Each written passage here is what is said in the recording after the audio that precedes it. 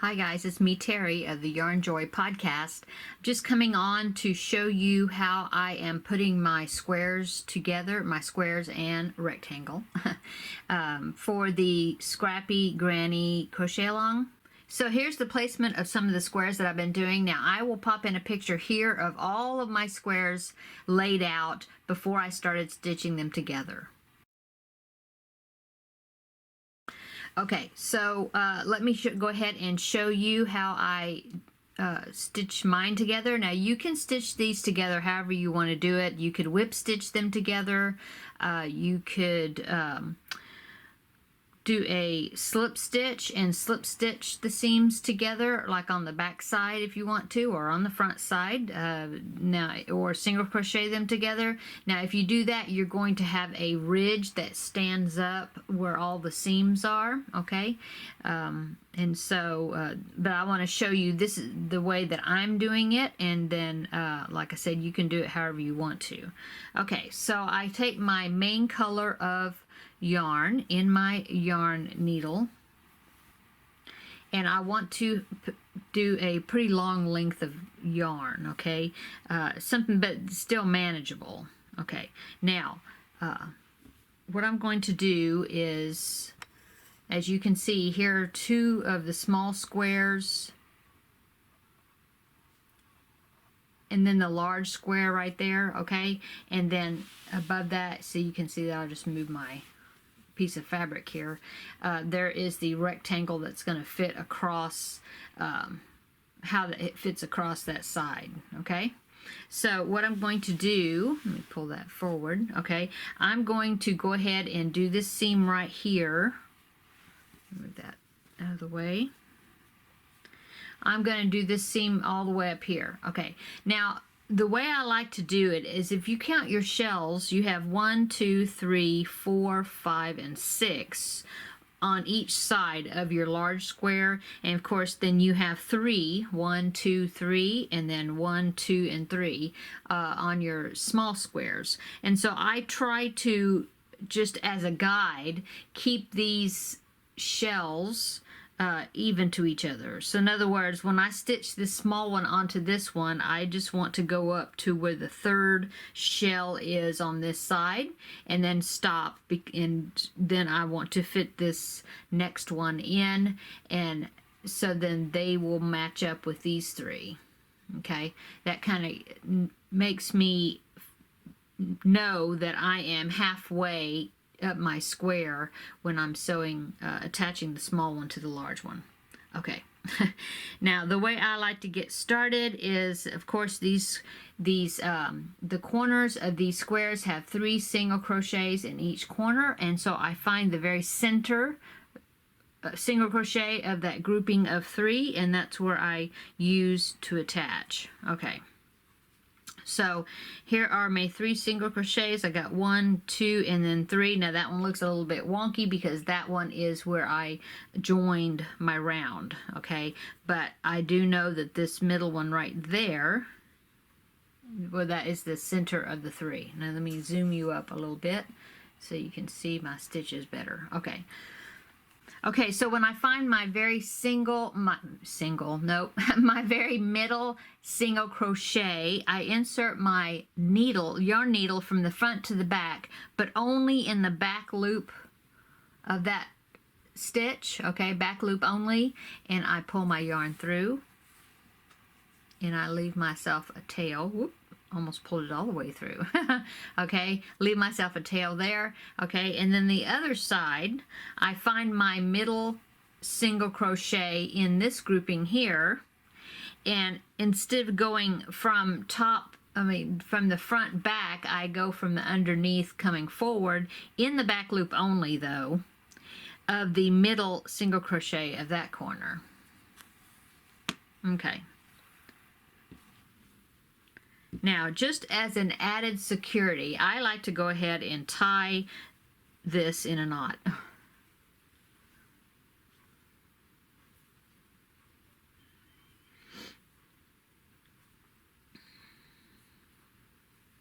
Okay, like that. Okay. Now, to get started with the way I do my stitching, Now, since I am I am left-handed, so I usually start on my left-hand side with that corner, as you just saw. But of course, if you are right-handed, then of course you can start this side on the right-hand side and go that way. However, this is kind of an ambidextrous thing the way I do it. I'm using both hands. Okay, so after I tied my knot, my long strand with the needle is on my right hand side this time, and so I go into my very first stitch, okay, back loop only, okay, and I do back to front,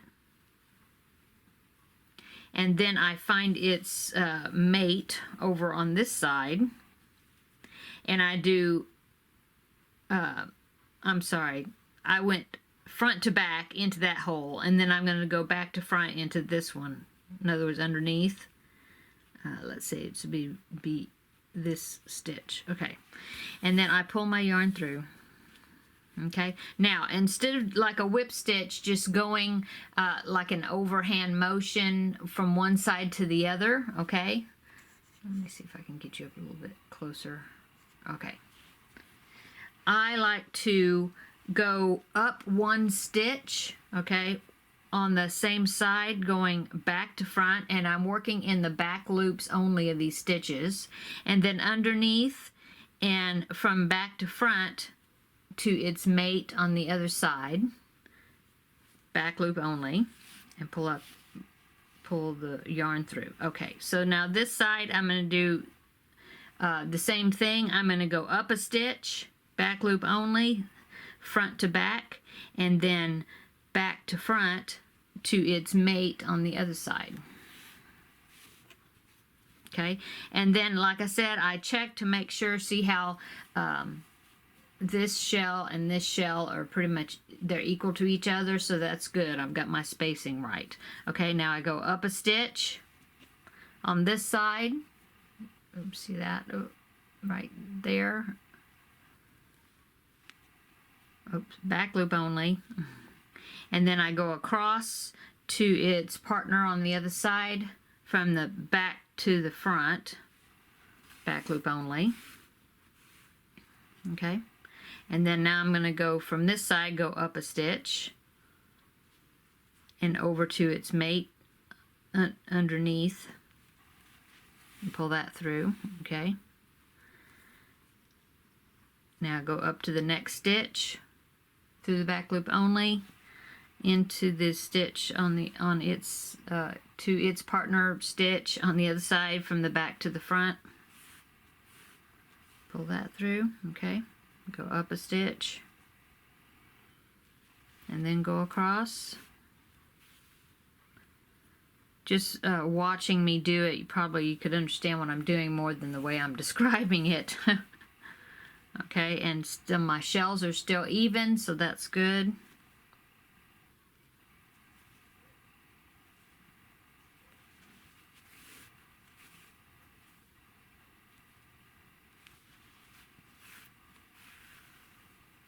See?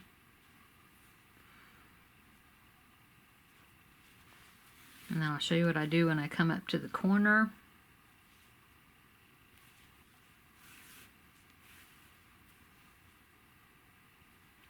Okay, so this is the third shell, this is the third shell, so I want to make sure that this next shell does not get connected into this one, or is not pulled down even with this one, because this one is going to be the first shell for this next square. Okay, so I'll go ahead and go up one stitch there, and then come over to its partner over here. Okay, now I should be at the middle single crochet in the corner of this small square. So I go into that stitch, but then instead of going over to this one, because this one is starting the next shell, okay, I go under that, but then I connect it to this, my next small square, okay, into the third loop, the third single crochet, into the middle single crochet of that 3 grouping that I have in the corner, okay, and it would be there, back loop only from the back forward. Okay, so that will connect these two together. Okay, now I know that this is the first shell on that side, and it needs to match up with this one here, okay, because you have 1, 2, 3, and 1, 2, and 3. Okay, so I go up a stitch on the small square, which will be above that first double crochet there of that shell. Okay, and then I go same manner underneath from back to front, and it has to be the first stitch. It's the first stitch of this shell, which would be here, back loop only. And I pull that across, and then I tighten it up a little bit, and it will snug it down. Okay, and kind of get these shells where they're going to be even with each other. Okay, and now continue on with our stitches, working in the back loops. Go up a stitch and then cross. Okay, and now looks like the shells are lining up about in the right place that they need to be, so that's good.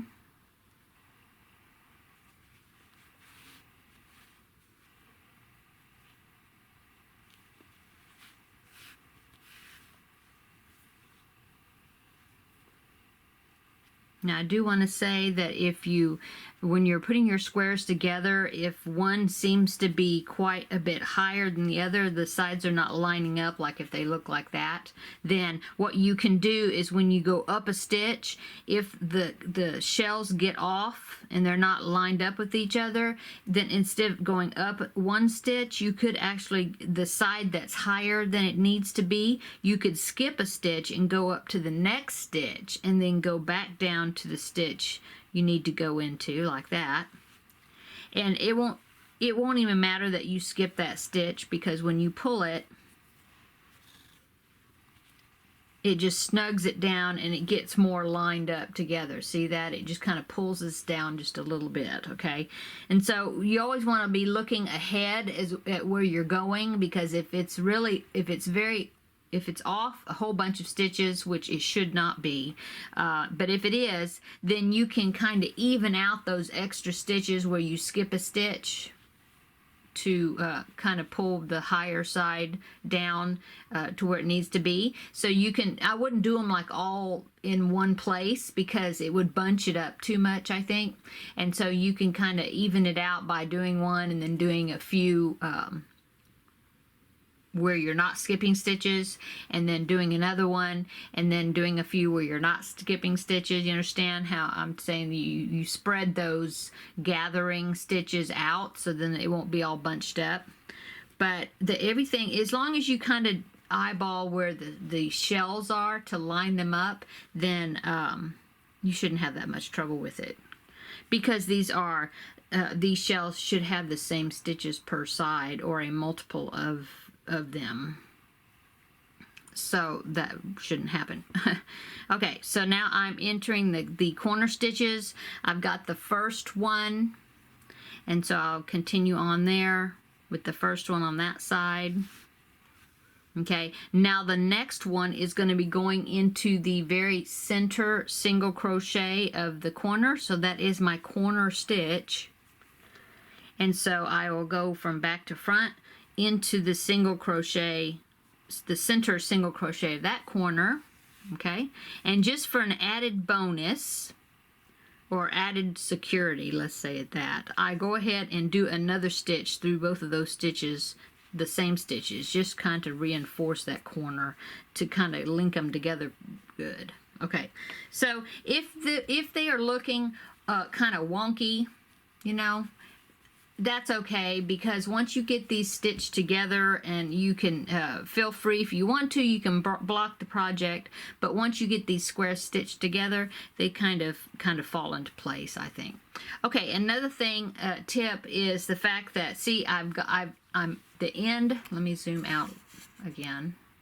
Okay, so see, I'm at the end of that seam right there, and I still have quite a bit of yarn left. Now, you can cut this off and just do it seam by seam, okay, if you want to do that, or to save the amount of tails to weave in, you could continue on. If you have your layout on how you want to do it, you could continue on like, okay, I'll pull this down, and I know that this rectangle is going to fit up against these two squares, okay? And I even know what shells to line up with what, because I have 6, 1, 2, 3, 4, 5, 6 here. So if I count over here, this is the first one, 1, 2, 3, 4, 5, 6. Okay, so this one, that blue shell right there, it needs to line up with this shell right there. So I kind of know where to start on that rectangle. I mean, where one starts, and then the other one, the other 3 is reserved for sewing against this small square. Okay, so since I have all this yarn, I can go ahead and start here, go across to this piece, back loop only, knowing that these two shells are going to line up, and then I can just avoid my knots. Okay, I can just continue on with my stitching and stitch down this way, okay, because I still have yarn left. Okay, that way I won't have so many tails to have to weave in later. Of course, now you're going to have this little short seam right here, although when you put another square, now this is not part of this group, but I'm just showing you, you put something up against it. I mean, when you put your next whatever grouping it is, then you can continue on and not have to cut, you know, with a longer piece of yarn, what I'm trying to say. So however you want to do it. Now the way I'm doing mine is I'm connecting mine into these long strips like this, and in my blanket I'm going to have 4 of these long strips, and then I'm going to end up with 3 long seams that are going to sew the strips together. I'm already sewing them together, so I will show you by popping in a picture here of how I've got my strips. I've got 1 more strip like this to sew together, and then I'll have 4 complete strips. But I will pop in a picture here of my progress.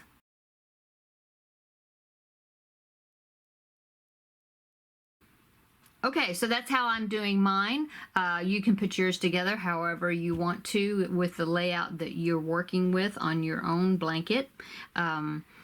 That's really about it. Now, I will tell you that once I get all my squares sewed together, then I'm going to do a single crochet border around the whole entire project, okay? Just to kind of seal everything off and link them together, okay? I'm going to make another video when I do the border, and I will mention about that single crochet round as well in that video once I get the video done for the border. Okay, so thanks guys for watching this video today and showing you how I am putting my squares together. But like I said, you can use any method that you would like, that you're comfortable with as far as sewing squares together. So y'all have a great day and keep working on those granny squares and getting them sewed together. And we will meet back in the next tutorial with doing the border. Talk to you later, guys. Bye.